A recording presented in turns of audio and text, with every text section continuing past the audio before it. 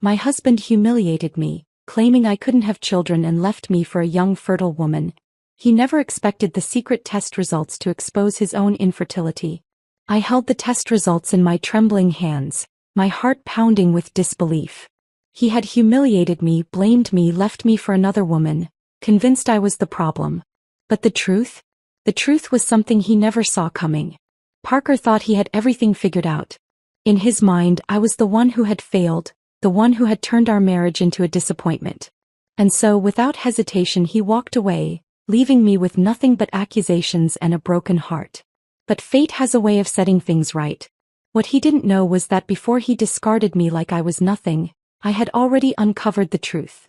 A truth that would shatter his world just as he had shattered mine. But before everything unraveled, before the humiliation and the betrayal, there was a time when I believed Parker and I were meant to last forever. I still remember the first time I met him, the way his presence had filled the room, confident and effortless. He had a charm that made people want to be around him, a kind of magnetic pull that made it impossible to ignore him. And I had fallen for him, hard. Before we go, I want to thank you for being part of this journey. Stella's story is a reminder that true strength comes from rising above and finding happiness.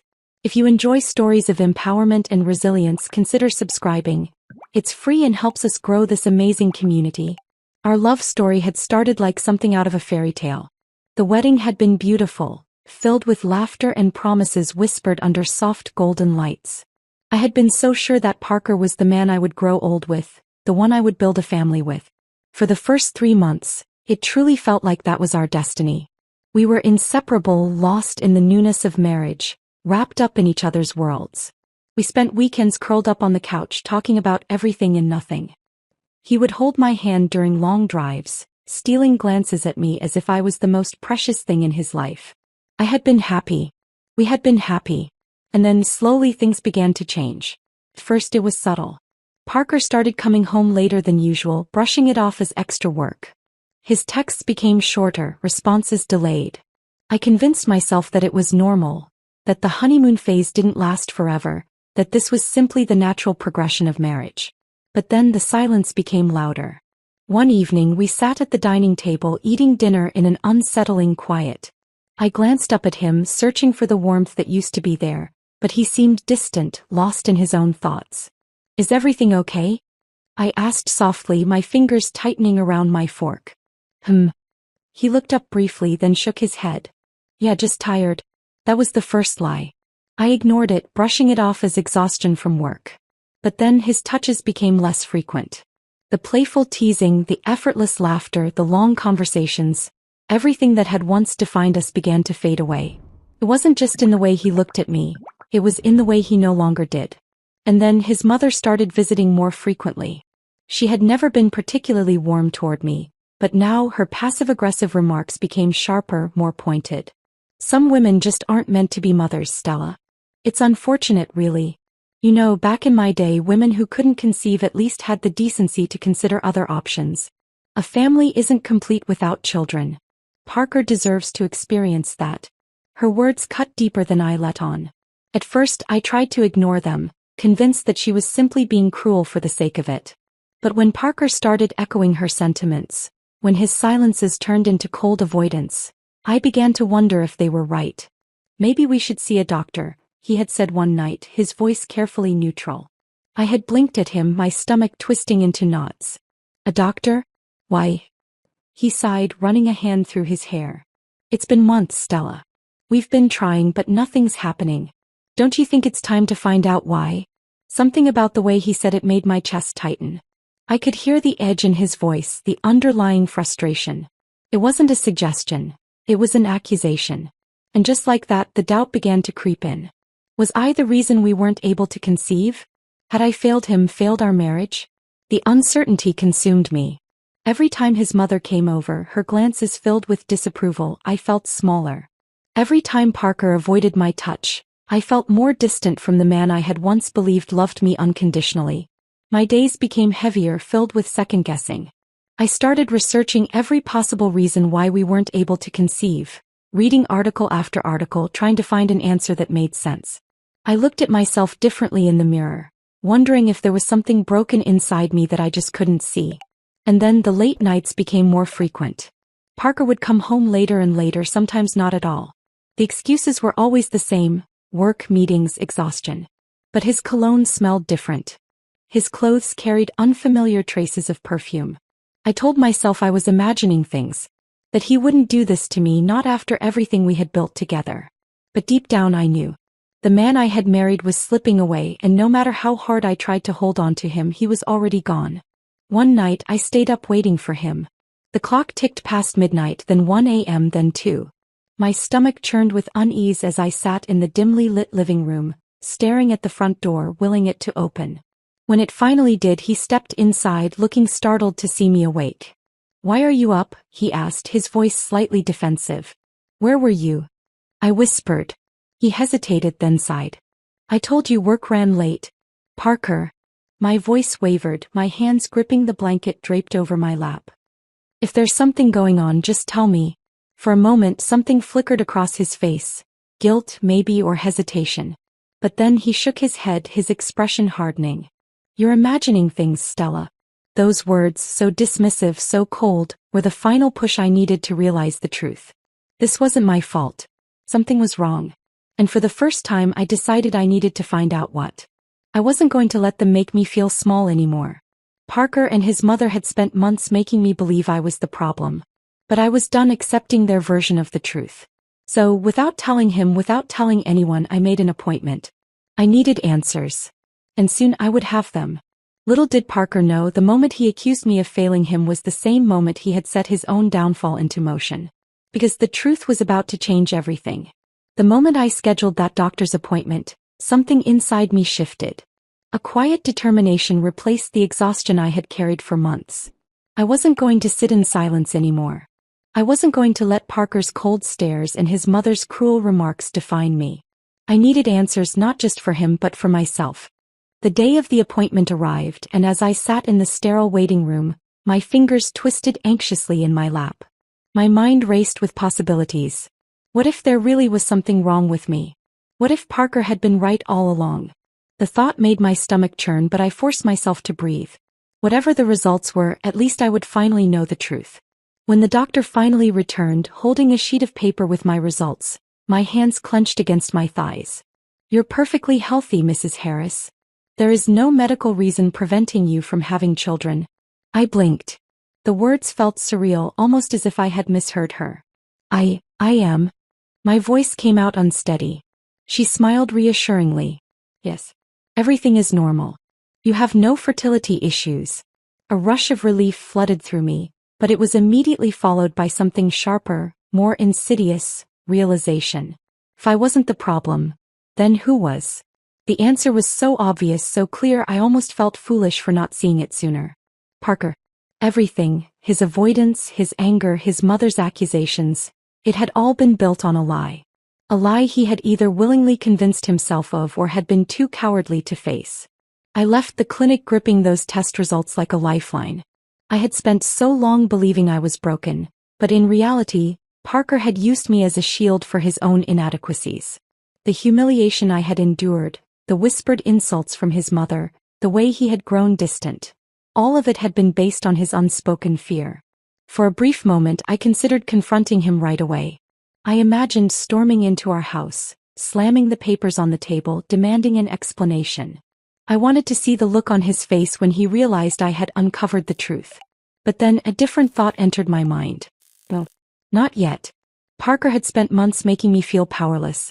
If I revealed what I knew now, he would have time to come up with excuses, to twist the truth in a way that made him the victim. He had already proven he was capable of manipulation. I wasn't about to give him that chance again. So I folded the papers neatly and tucked them away in my bag. I would wait. Let him believe his version of reality a little longer. Let him feel comfortable in his deception. Because when the truth finally came out, it wouldn't just be in a quiet confrontation behind closed doors. I would make sure he never forgot it. The change in me must have been obvious because Parker noticed almost immediately. "You seem different," he remarked one evening, his brows furrowed as he watched me across the dinner table. I merely shrugged, offering a small smile. Just focusing on myself more. He studied me for a moment, suspicion flickering in his eyes. Good. Let him wonder. Let him feel the same uncertainty I had felt for months. But Parker wasn't the only one who noticed my shift. His mother did too. She came over unannounced one afternoon as she often did, her lips curling in disapproval the moment she stepped into the living room. "You're awfully quiet these days, Stella," she mused, settling into the chair opposite me. "Usually women in your situation are more concerned." I didn't flinch. Didn't let her words get under my skin like they once did. Instead, I met her gaze, calm and unwavering. "Concerned about what?" I asked, tilting my head. She scoffed. "Oh, come now. You know exactly what I mean. A woman should know her place in a marriage, especially when she can't provide what's expected of her." It was almost amusing how confident she was in her ignorance. I could have told her then. Could have watched the superiority drain from her face in real time. But I bit my tongue and smiled instead. "Don't worry," I said softly. "Everything will be clear soon enough." She didn't understand my meaning, but she narrowed her eyes in suspicion before leaving, clearly unsettled by my unshaken demeanor. The truth was, my patience was wearing thin. Parker's cold behavior, his mother's constant needling. It was becoming unbearable knowing what I knew. But I forced myself to wait, to let them dig themselves deeper into their own deception. Until the night everything broke apart. It started with an unexpected phone call. Parker had been distant lately, more than usual. He had started staying in another city for work, disappearing for days at a time. At first, I had assumed it was just another excuse to avoid being around me. But something about this absence felt different. That evening my phone rang, the sound slicing through the quiet of the house. Parker's name flashed across the screen. I hesitated for only a moment before answering. "Hello." There was silence on the other end, then a heavy sigh. "We need to talk." Something in his tone made my stomach twist, but I kept my voice steady. "About what?" He exhaled again as if preparing himself. Then, in a voice so detached, so final, he said, "I'm divorcing you. You can't give me children. I deserve better." For a moment I didn't move. Didn't breathe. Then slowly I leaned back against the couch, gripping my phone tightly. I should have felt broken. I should have crumbled under the weight of his words. But instead, a bitter smile curled at the corner of my lips. He really thought he had won. "Is that so?" I murmured, keeping my voice calm, unreadable. "I'm sorry, Stella. I can't do this anymore." "Liar." "I understand," I said smoothly, my fingers brushing over my bag. The very bag that held the test results he had no idea existed. "I knew you would," he replied, his tone relieved. As if he had expected me to sob, to beg. He had no idea what was coming. "You'll be hearing from my lawyer soon," he added. I smiled. "Oh, Parker, you'll be hearing from me first." I ended the call before he could say anything else, staring at the screen with quiet satisfaction. He had chosen this. He had written the final chapter of our marriage. But he had no idea that the real story was just beginning. And soon, very soon, I was going to make sure he regretted every single thing he had ever done to me. I sat in the dimly lit living room, the test results clutched tightly in my hands, my heart pounding with the weight of the truth. Parker thought he had discarded me like an inconvenience, dismissed me as defective, and walked away without a second thought. But he had no idea that the very thing he used to destroy me would be the blade that cut him down. My mind replayed his words over and over again. "I'm divorcing you. You can't give me children. I deserve better." That single sentence had shattered something inside me, but as I held those test results, something new took its place. Clarity. He had built his escape on a lie, and I now held the proof that turned his entire narrative to dust. I could have called him that night. I could have screamed at him, thrown the truth in his face, demanded to know why he had blamed me for something that was never my fault. But that wasn't enough. Parker didn't deserve an easy confrontation. He deserved something far worse. Instead, I let the anger settle, smoothing over my emotions until they were sharp and precise. This was no longer about heartbreak. This was about justice. The next morning, I made an appointment with a lawyer. If Parker wanted a divorce, he would get one. But not on his terms. I sat across from the attorney, hands folded neatly in my lap, my expression unreadable. "Are you prepared for this?" she asked, glancing over the paperwork. "More than you know," I responded, sliding the test results toward her. Her brows furrowed as she scanned the paper. Then slowly she looked up at me, understanding dawning in her eyes. "He blamed you for this?" I nodded, my lips pressing together. Then let's make sure he regrets it, she said with a small, knowing smile. That night as I lay in bed, I wondered how long it would take for Parker to realize his mistake. Would he gloat in his supposed victory, believing he had escaped the burden of me? Would he parade his new relationship around, thinking he had traded up? It didn't matter. Because soon the illusion he had crafted would crumble beneath him. Days passed in a blur of quiet preparation. I continued with my life as if nothing had changed, keeping my silence as Parker moved forward with his. His mother had stopped calling, likely too busy planning his future with a woman who could supposedly give him what I couldn't. I almost felt sorry for her. Almost. One afternoon I received a text from a mutual friend. You should know. Parker is already engaged. I stared at the words for a long moment, feeling nothing but cold amusement. He hadn't even finalized our divorce and he was already moving on. So desperate to erase me, he hadn't even considered that the truth might still be lurking in the shadows, waiting for its moment. The next step was clear. I needed to know who she was. With a little digging, it didn't take long to find out. Social media told me everything I needed to know. She was young, beautiful, from a wealthy family. The kind of woman his mother would have handpicked. And just like that, the final piece of my plan fell into place. I packed my bags. I was going to his city. Parker thought he had left me behind, but he was about to learn a painful lesson. You can't bury the truth forever. The moment I stepped off the train, I felt something inside me settle.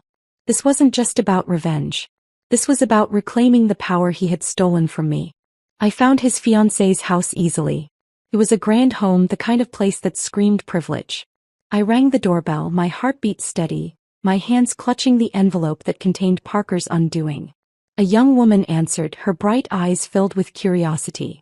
Can I help you? She asked politely. I think you need to see this before you say your vows, I said, handing her the envelope.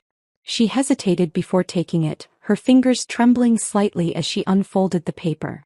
I watched as her expression shifted, confusion giving way to disbelief, then something deeper, betrayal.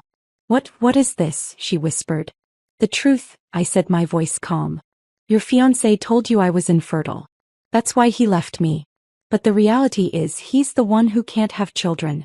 She blinked rapidly, looking at the test results, then back at me. No, he wouldn't lie about something like this. I almost pitied her. Then ask him, I said simply. As if on cue, the front door opened. Parker stood there, his face frozen in shock the moment he saw me. Stella? His voice wavered, uncertainty flickering in his eyes. His fiancée turned to him, her expression raw with hurt. Tell me this isn't true, she demanded, shoving the papers toward him. He hesitated, his eyes darting between her and the documents. I could see the panic settling in, the way his brain scrambled for a way out. It's not. Is it true? She pressed. Did you leave her for something that wasn't even her fault? Silence. A silence so thick, so damning that it told her everything she needed to know. Her hands dropped to her sides, the test results fluttering to the ground. Parker turned to me, desperation creeping into his expression. You set me up, he hissed, his voice low. I tilted my head, amusement flickering across my face. I didn't set you up, Parker. You did this to yourself. His fiancée let out a sharp breath, shaking her head. I can't believe this. You lied to me. You made me believe she was the problem, that you were the victim. Parker reached for her, but she stepped back, disgust flashing across her features. Don't touch me. The door behind her opened wider and suddenly her parents were there. Older, wiser, and furious. What's going on? Her father demanded. She turned to them, holding up the papers. He lied. He can't give me children. And he blamed his ex-wife for it. Her father's face darkened and her mother let out a soft gasp, her hands clutching at her chest. Parker's mouth opened but no words came out. He was trapped, exposed, his betrayal laid bare for everyone to see. And just like that, the engagement was over. His fiancée stormed inside, her parents following, leaving Parker standing alone on the doorstep, defeated. I took one step closer, lowering my voice so only he could hear. You humiliated me, blamed me, discarded me. But you forgot one thing, Parker. I leaned in slightly, my voice like ice. The truth always comes out. His jaw clenched, his hands balling into fists. But there was nothing he could do. I turned and walked away, never looking back. Let him stand there. Let him feel what it was like to be powerless. Because for the first time in months, I wasn't the one left behind. I was the one walking away. I walked away from Parker's shattered world, my footsteps steady, my heart lighter than it had been in months. The sound of his fiancée's voice, thick with betrayal, still echoed in my ears. Her parents' disapproving stares. Parker's stunned silence. The weight of the truth pressing down on him as he realized his carefully constructed lie had collapsed in the worst way possible. Publicly, irrevocably, and without a chance to salvage his reputation. But I wasn't done. Parker had torn my life apart without a second thought. He had left me humiliated, discarded, convinced that I was the broken one. Now it was his turn to experience that same gut-wrenching despair. And I wasn't going to give him the satisfaction of closure. That night, I ignored the barrage of calls and messages he sent. Each unread text was another thread unraveling in his desperation. He wanted answers, explanations, he wanted to know why I had done this. But the truth was, I hadn't done anything except show up with the reality he had been too much of a coward to face. The next morning my lawyer called. "Stella, he's reached out. He wants to meet." I let out a quiet laugh, shaking my head. "He doesn't get to ask for meetings. He wanted a divorce? Let's give it to him. Are you sure? This is the time to negotiate if you want anything out of it." "I don't want his money, his house, or anything he touched," I said evenly. "I just want him to realize what he threw away." My lawyer paused before responding, her voice laced with admiration. "Consider it done." That afternoon the official papers were drafted. Parker's name was stamped across them in cold, legal ink. His decision to leave me now set in stone. But before they could be delivered, my phone rang. I glanced at the screen. "Parker." I let it ring 3 times before answering, keeping my voice cool and unreadable. "What do you want?" There was silence on the other end, followed by a sharp inhale. "You ruined everything, Stella." I arched an eyebrow, even though he couldn't see me. "Did I? Or did you just finally get caught? You had no right to do what you did." His voice was edged with anger, but beneath it I could hear something else. Uncertainty. "And you had no right to drag my name through the mud, blaming me for something that was never my fault." I shot back, my grip tightening around the phone. "You wanted to move on? Fine. But you don't get to rewrite history and turn me into the villain just because you couldn't face the truth." He exhaled harshly, the weight of his loss settling in. "You don't understand, Stella. I had no choice." "You always had a choice, Parker," I cut in, my tone sharp. "You could have been honest. You could have treated me with the respect I deserved. But instead you chose cowardice. And now you're the one left with nothing." The silence that followed stretched between us, thick and heavy. For the first time in our entire relationship, Parker was the one at a loss for words. "So what now?" he asked finally, his voice quieter, almost hesitant. "Now?" I let out a humorless chuckle. "Now you sign the divorce papers and watch as I walk away. For good." "You don't have to do this," he murmured, his voice laced with something dangerously close to regret. I closed my eyes briefly, forcing back the flood of emotions his words triggered. There had been a time when I would have given anything to hear that from him. A time when his remorse would have mattered. But that time had passed. "I do, Parker," I said, my voice unwavering. "And I will." I ended the call before he could say anything else. The divorce papers were delivered the next day. I expected resistance, maybe another phone call, a desperate attempt to delay the inevitable. But Parker did nothing. He signed them without a fight. Maybe it was guilt. Maybe it was resignation. Or maybe for the first time in his life he realized that there was no undoing what he had done. A week later I was officially free. I stood outside the courthouse, staring at the final documents in my hands. It was over. The man who had once promised me forever was now nothing more than a chapter in my past. A painful lesson that had ultimately led to my liberation. But just as I turned to leave, my phone vibrated. A message. From Parker. "I don't know who I am without you." I stared at the words for a long moment. Not out of sadness, not out of longing, but out of sheer disbelief at his audacity. This was a man who had walked away from me, convinced that I was the problem. He had publicly humiliated me, abandoned me without hesitation, and replaced me before our marriage was even over. And now he was the one who felt lost. I took a deep breath, the final piece of my anger fading into something quieter. Acceptance. Without overthinking it, I typed my response. "That's not my problem anymore." And with that I blocked his number. There was nothing left to say. In the days that followed I allowed myself to breathe again. The weight that had once suffocated me was gone, replaced by a sense of clarity I hadn't felt in years. I began rebuilding, piece by piece, day by day. I threw away everything that reminded me of Parker, erasing him from my space, my thoughts, my life.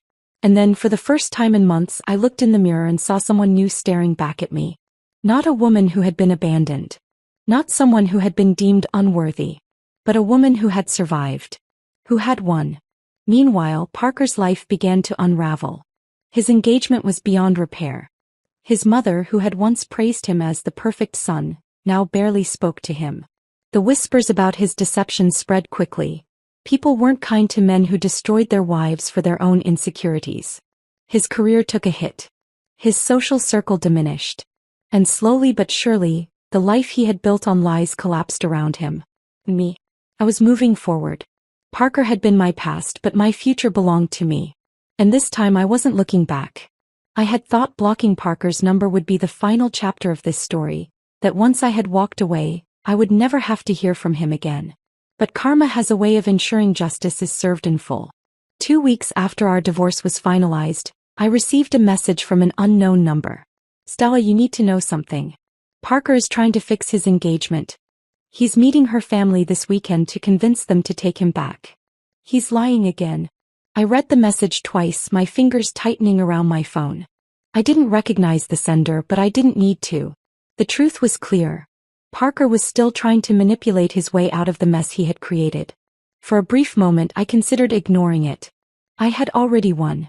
Parker had been exposed, humiliated, and left to deal with the wreckage of his choices. I had nothing to gain by interfering. But then I thought about the woman he was trying to deceive. His former fiancée, the one who had been just as much a victim of his lies as I had. She had believed in him, trusted him, only to find out that the foundation of their relationship was built on deception. And now he was trying to lure her back. I couldn't let that happen. Parker had already ruined one life. I wasn't going to let him ruin another. That weekend I took a train back to his city, my bag packed with the only thing I needed: proof.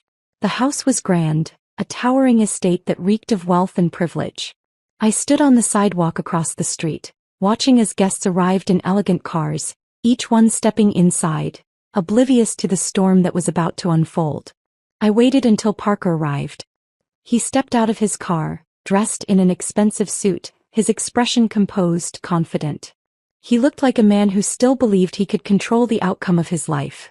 A man who thought he could erase the past with a few well-placed apologies. He had no idea I was watching. No idea that his past was about to walk through those doors and unravel everything. Taking a deep breath, I crossed the street and approached the entrance. A doorman stopped me at the steps. "This is a private event, miss." I smiled politely, holding up an envelope. "I know. That's why I need to be here."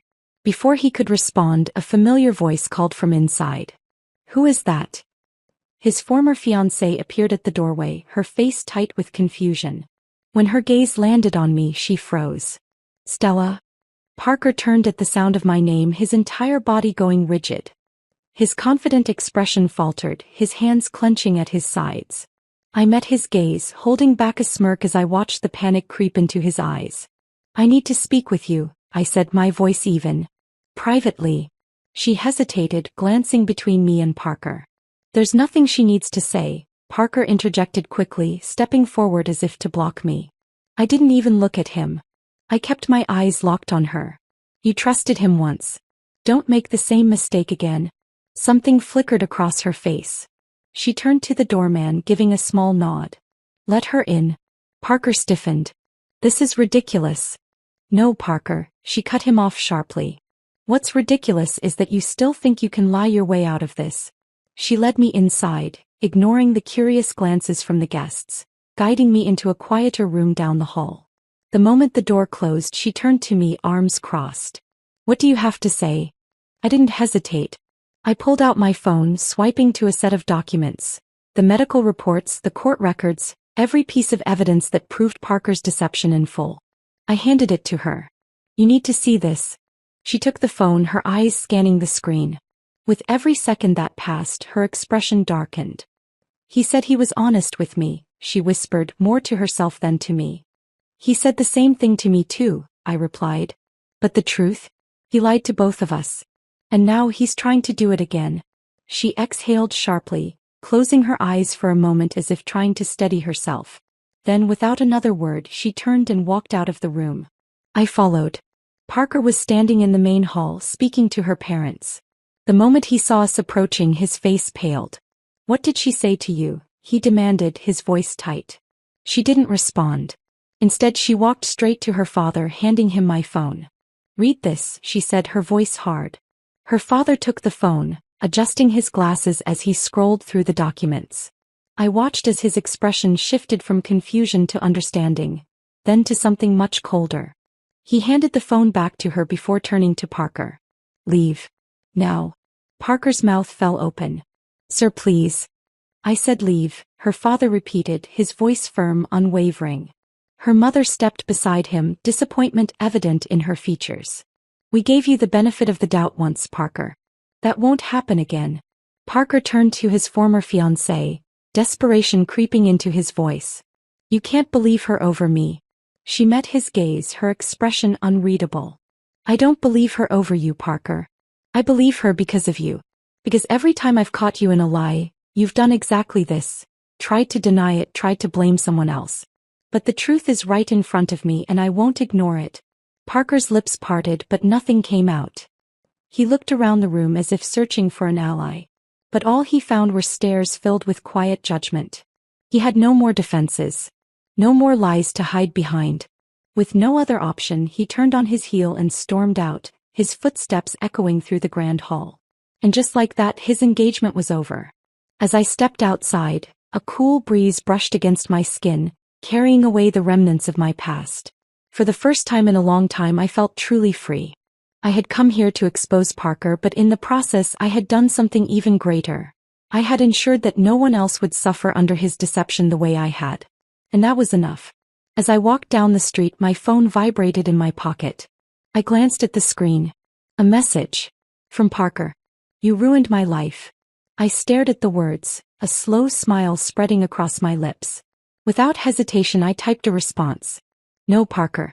You did that all by yourself." And with that I deleted his message. Forever. I deleted Parker's message without hesitation, my fingers steady, my mind clear. There was nothing left to say. His life had unraveled, piece by piece, until there was nothing left but the bitter taste of his own choices. I had walked away victorious, leaving him to stand in the ruins of his deception. But fate wasn't done with him yet. Over the next few weeks, the whispers surrounding Parker only grew louder. His engagement was officially called off, his fiancée's family cutting all ties with him. They wanted nothing to do with a man who had built his relationships on lies. The news spread quickly, turning Parker into a cautionary tale among their social circles. The man who had tried to discard his past only to have it come back and destroy his future.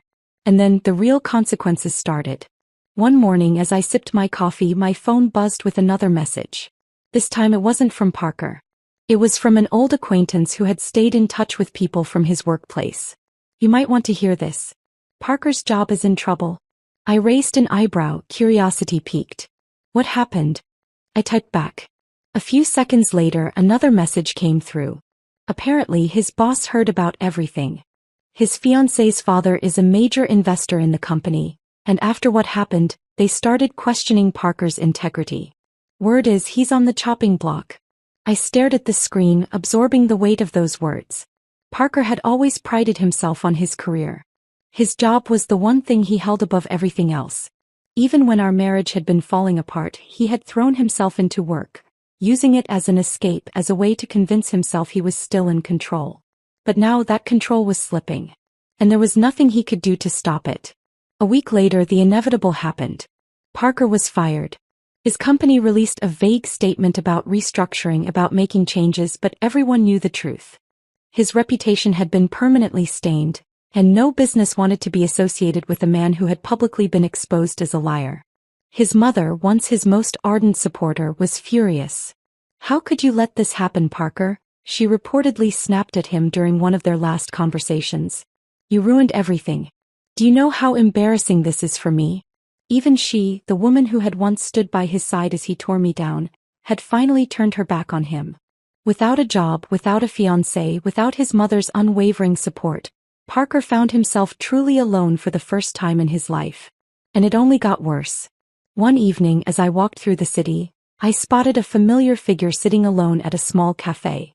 Parker. His usually well-groomed appearance was gone. He looked exhausted, unshaven, his clothes slightly wrinkled, a stark contrast to the man he had once been. I debated walking past him, ignoring his presence altogether. But something made me pause. Not pity, not forgiveness, but curiosity. He hadn't seen me yet, so I took a seat at a nearby bench, watching as he sat there, staring blankly at his phone. The arrogance, the confidence, the entitled belief that he could manipulate his way through life. It was all gone. I thought about the way he had once treated me, the way he had humiliated me, discarded me without a second thought. I thought about the moment he had told me I wasn't enough, that he deserved better. And now he had nothing. I could have confronted him. I could have walked up to his table and given him one final reminder of everything he had lost. But I didn't need to. He already knew. So I stood up, turned, and walked away. A few days later, Parker tried reaching out again. I had kept his number blocked, but an email found its way through. Stella, it began, his tone softer than I had ever heard before. I don't expect you to respond to this. I don't even know if you'll read it. But I need to say this. I was wrong. About everything. About you. About the way I treated you. I let my pride, my fear, and my own failures blind me, and now I see what I've done. I thought I was moving on, but all I did was destroy everything around me. I lost my job, my engagement, my reputation. Even my mother barely speaks to me anymore. And honestly, I don't blame her. Because for the first time in my life I realized that I did this to myself. No one else. Just me. I'm not writing to ask for forgiveness. I know I don't deserve it. I just wanted you to know that I finally understand. That I finally see the damage I caused. I hope you're happy, Stella. I really do. I read the message twice, letting his words sink in. For so long I had dreamed of this moment. The moment Parker would finally realize the weight of his actions. And now that it had happened, I felt nothing. No satisfaction. No bitterness. Just peace. I didn't need his apology. I didn't need his regret. As I had already won. And the best revenge wasn't anger or hatred. It was moving on. Without hesitation I deleted the email. And just like that, Parker was nothing more than a distant memory.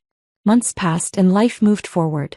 I rebuilt myself from the ashes he had left me in, creating a life filled with happiness, purpose, and genuine love. And Parker? Parker remained exactly where he had put himself, lost in the wreckage of his own making. Parker's email had been the final thread connecting me to the past, and when I deleted it, I felt a quiet sense of finality settle over me. I wasn't angry. I wasn't even satisfied. I was just free. For the first time in what felt like forever, my life belonged solely to me. No more walking on eggshells, no more trying to prove my worth to someone who had never deserved me. My future was mine to shape, and I intended to fill it with everything Parker had tried to convince me I couldn't have. Happiness, love, and a family of my own. But before I could step into that future, I had to rediscover myself. The weeks following Parker's downfall were quiet but healing. I spent my days reconnecting with old friends, people I had lost touch with during my marriage. I traveled to places I had always wanted to visit, indulging in the simple joys of life. And most importantly, I stopped blaming myself. For so long, I had internalized Parker's words, carrying the weight of his accusations as if they were truths. But now, with clarity and distance, I could finally see them for what they were. The desperate lies of a weak man trying to mask his own failures. I wasn't broken. I wasn't unworthy. I was stronger than I had ever given myself credit for. 6 months passed and the transformation was undeniable. Gone was the woman who had once stared at herself in the mirror, wondering if she was enough. In her place stood someone confident, self-assured, and no longer defined by the pain of the past. I had moved cities, started a new job, and built a life that was completely my own. And just when I thought my story had already reached its perfect resolution, fate had one last surprise in store for me. It happened on an ordinary afternoon in the most unexpected way. I was standing in line at a cafe waiting for my order when I felt someone tap my shoulder lightly. "Excuse me, I think you dropped this." I turned around and found myself looking into the kindest pair of brown eyes I had ever seen. The man standing before me held out a small notepad I hadn't even realized I had dropped. "Oh," I said, feeling momentarily caught off guard. "Thank you," he smiled, handing it to me. "I hope you don't mind me saying this, but you seem really familiar." I studied him for a moment, trying to place him. There was something about his face that seemed vaguely recognizable, but I couldn't quite figure out why. "I don't think we've met before," I replied slowly. "Maybe not," he said with a small chuckle. "But you have one of those faces. The kind that sticks with you." I wasn't sure what to make of that, but I found myself smiling. He extended his hand. "I'm Daniel." "Stella," I replied, shaking it. It was a simple interaction, just two strangers meeting by chance. But something about it felt different. Over the next few weeks, Daniel and I kept running into each other. At the same cafe, at a bookstore down the street, even at a small community event I had decided to attend on a whim. Each time, our conversations grew longer, our interactions more natural. He was warm, genuine, the kind of person who made you feel like you had known him forever even if you had just met. And for the first time in a long time, I found myself opening up to someone without fear. One evening, after we had spent hours talking over coffee, he leaned back in his chair and studied me thoughtfully. "You know, Stella, you're one of the strongest people I've ever met." I let out a small laugh. "I wouldn't say that." "I would," he said firmly. "I don't know your whole story, but I can tell you've been through a lot. And yet here you are, living, thriving. That's strength." His words struck something deep within me. For so long I had been defined by my past. By Parker. By the pain. But here was someone who saw beyond all of that. Someone who saw me. And for the first time I let myself believe that I deserved this. That I deserved to be happy again. Months passed, and what started as friendship grew into something more. Daniel was different from anyone I had ever known. He didn't make promises he couldn't keep. He didn't play games or make me feel like I had to prove my worth. He just loved me. Fully, unconditionally, without hesitation. And the best part? I loved him. 2 years later, I stood in front of a mirror, adjusting the delicate fabric of my wedding dress. I had never thought I would find myself here again. Never thought I would trust someone enough to let them into my life in this way. But as I looked at my reflection, I didn't see the woman Parker had left behind. I saw a woman who had survived. A woman who had won. A soft knock on the door made me turn. My best friend peeked in, a wide smile on her face. "You ready?" I took a deep breath, my heart full. More than ever. That day as I walked down the aisle, I saw Daniel standing at the end of it, his eyes filled with nothing but love. And for the first time in years I knew, this was what real happiness looked like. Not the illusion Parker had once dangled in front of me. Not the validation I had once sought from someone who never deserved me. This. Right here. Pure. True. And as I took Daniel's hand, I silently thanked the universe for leading me here. For showing me that sometimes, the worst betrayals can lead to the most beautiful new beginnings. 2 years later, I sat on the porch of our home watching as my twin boys played in the garden, their laughter filling the air. Daniel stepped beside me, wrapping an arm around my shoulders, pressing a soft kiss to my temple. "They've got your smile," he murmured. I smiled, resting my head against his shoulder. "They've got your heart." And in that moment, with my children's laughter surrounding me, my husband's warmth beside me, and the weight of my past finally nothing more than a distant memory, I realized. I had everything I had ever wanted. And Parker? He was nothing more than a name I once knew. A shadow that no longer held power over me. A chapter that had been closed long ago. Parker's name had long faded from my thoughts, reduced to nothing more than an old chapter in a book I no longer cared to read. My life had moved forward in the most beautiful way possible, with love, laughter, and a family that filled my days with joy. But while I had moved on, Parker remained stuck in the past, trapped in the wreckage of his own choices. It had been years since I had last seen him. The last time he had been sitting alone in a cafe, looking lost in a way I had never seen before. I had walked past him without a second glance, knowing that his suffering was no longer mine to carry. I never thought about what had happened to him after that. Until one day fate decided to remind me. I was at the grocery store pushing my cart down the aisle when I heard 2 women whispering near the produce section. I wasn't paying attention at first, but then I heard a name that made me pause. "Parker Harris? You mean that guy who used to be engaged to Emily Lawson?" "Yes." "Can you believe what happened to him?"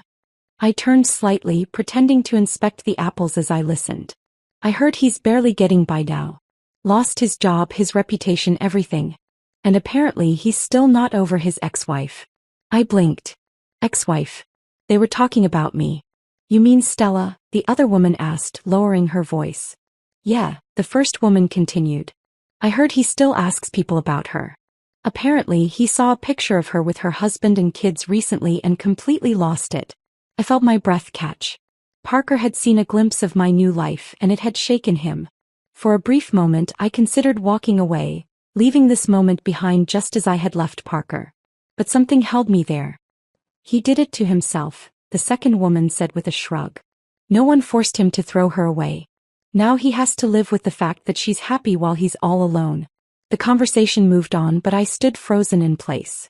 Parker was still haunted by me. I didn't know how to feel about that.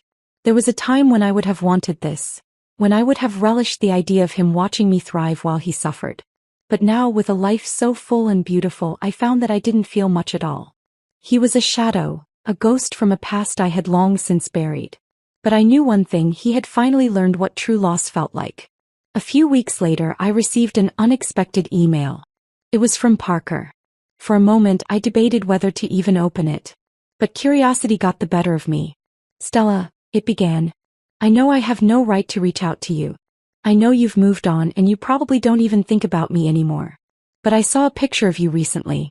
You were with your husband and your kids. And I realized something that I should have realized years ago. You were always meant to be happy. I just wasn't the man who deserved to give you that happiness. I thought I was winning when I left. I thought I was moving on to something better. But all I did was destroy the best thing that ever happened to me. I don't expect you to respond. I don't expect you to care. But I just needed to say this, even if you never read it. I'm sorry. For everything. I hope you continue to have the life you deserve. And I hope someday I can find a way to let go of the past the way you have. I read the email twice, letting his words sink in. And then, without a second thought, I typed out my reply. Parker. You're right. I don't think about you anymore. And I don't hate you. I don't wish you harm. But I also don't wish you back into my life in any way. You humiliated me. You abandoned me. But fate had other plans. Enjoy your loneliness. And with that, I hit send. I didn't check to see if he responded. I didn't care. Because for the first time in my life, Parker Harris was truly nothing to me. That night, as I lay in bed beside my husband, I listened to the soft breathing of my children down the hall. My life was full. My heart was at peace. And Parker? Parker would spend the rest of his life knowing he had thrown away everything he had ever wanted. That was his punishment. That was his karma. And that was the final chapter of a story I had long since closed. I placed my phone down beside me, the screen fading to black as Parker's final words vanished from my sight. His apology, his regret. None of it held any power over me. I had moved on, built a life so full and beautiful that his existence barely registered in my world anymore. Yet in that quiet moment, as I lay in bed beside my husband, listening to the soft hum of life around me, I found myself reflecting on everything that had led me here. There was a time when Parker's betrayal had consumed me, when his words had sliced through my confidence like a blade, leaving me bleeding with self-doubt. He had humiliated me, discarded me, convinced me that I was the problem, but in the end he had only deceived himself, because life had proven otherwise. I had won. Not by seeking revenge. Not by stooping to his level. But by thriving despite everything he had done to me. The next morning, as the sun filtered through the bedroom window, I stretched my arms and glanced over at Daniel. He was already awake, his eyes studying me with that familiar warmth that never faded, even after years of being together. You're thinking about something, he murmured, reaching out to brush a strand of hair from my face. I smiled, intertwining my fingers with his. Just reflecting. His brow lifted slightly. Good thoughts, I hope? The best ones. I sat up, wrapping my arms around my knees as I watched the golden light spill across the room. You know, I said softly, if you had told me years ago that I would be this happy, I wouldn't have believed you. Daniel shifted, propping himself up on one elbow. Because of him? I nodded, not needing to say Parker's name. He had long since become a forgotten ghost, a whisper of the past that held no weight in my present. He made me believe I wasn't enough, I admitted. And for a long time I let myself believe that too. Daniel exhaled slowly, his fingers tracing gentle patterns along my wrist. You were never the problem, Stella. He was. I turned to him, my heart full of gratitude. I know that now. And I know I would have never found you if I hadn't gone through all of that first. His lips curled into a smile, his eyes filled with something deeper than love, understanding. Then maybe, he said, pressing a soft kiss to my temple, it was all meant to happen exactly as it did. I let those words settle into my soul, feeling their truth. Yes, Parker had broken me. Yes, he had pushed me to my lowest. But in doing so he had unknowingly led me to something far greater. He had set me free. Later that afternoon, as I sat on the porch watching my children play in the garden, I let my mind drift to a time when I had once envisioned this life with Parker. A future where we would have been a family, where love would have kept us together. But the woman I was back then hadn't understood what real love was. Real love wasn't about endurance.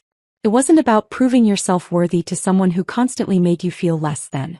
It was effortless. It was safe. It was a partnership, not a battle. And that's what I had found with Daniel. I glanced at my boys, our boys, laughing as they ran across the yard, their joy so pure, so full of life. Parker had told me I would never have this. And yet here I was, living the very dream he had tried to take from me. Life had a way of making things right, of balancing the scales, of ensuring that those who inflicted pain would one day feel its weight themselves. I didn't hate Parker. I didn't wish him suffering. But I did hope he had finally learned. Not for me, but for himself. Because at the end of the day, karma isn't about punishment. It isn't about vengeance. It's about truth. And the truth was, Parker had created his own downfall. I had simply walked away and let fate handle the rest. That evening, as the sun dipped below the horizon, I pulled out my phone one last time and typed a message. Not to Parker, but to the universe itself. Thank you. For the lessons. For the pain. For the strength. For the love I had found after it all. Because in the end, the best revenge isn't anger or hatred. It's happiness. And I had found mine. Forever.